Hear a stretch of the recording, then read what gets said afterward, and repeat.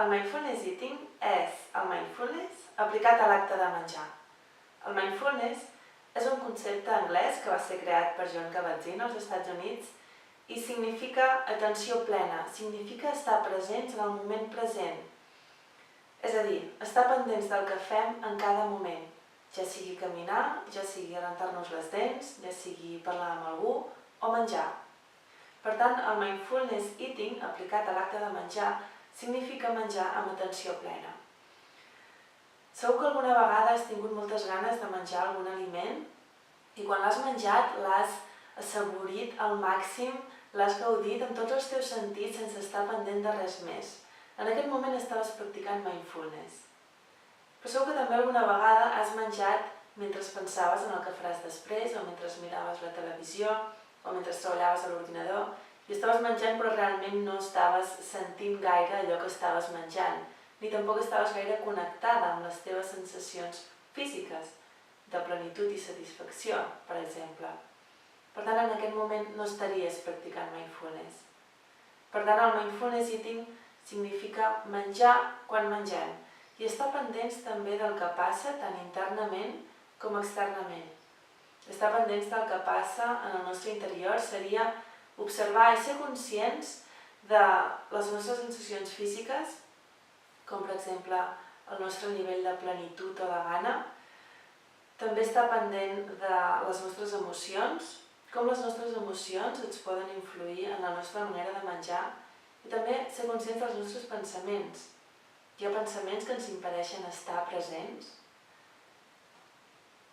i en canvi estar pendent del que passa en el nostre exterior és ser conscient de com una possible distracció, per exemple la televisió, l'ordinador o l'ambient o les persones que ens envolten, com aquests factors externs influeixen en la nostra manera de menjar.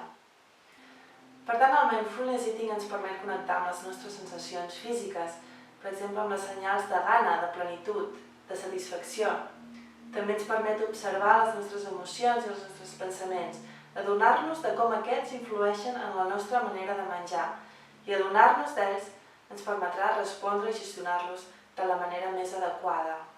Per tant, el mindfulness és molt interessant per a aquelles persones que mengen més del compte, que mengen emocionalment, que mengen per menjar però que realment no disfruten gaire de l'aliment que mengen, que estan desconnectades una mica amb les seves sensacions, de les seves sensacions físiques i de la seva manera de menjar.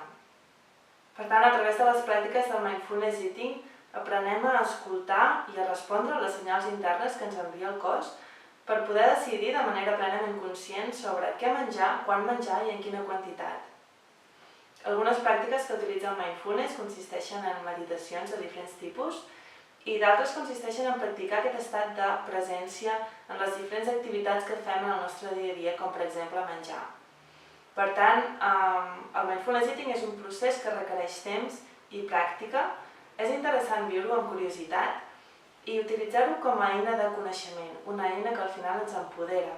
Ens empodera perquè si aprenem a gestionar les nostres emocions, els nostres pensaments i la nostra manera de menjar, estem adquirint el poder per viure la vida que volem, de la manera que volem, i això, sens dubte, ens permetrà viure una vida molt més satisfactòria, coherent i íntegra.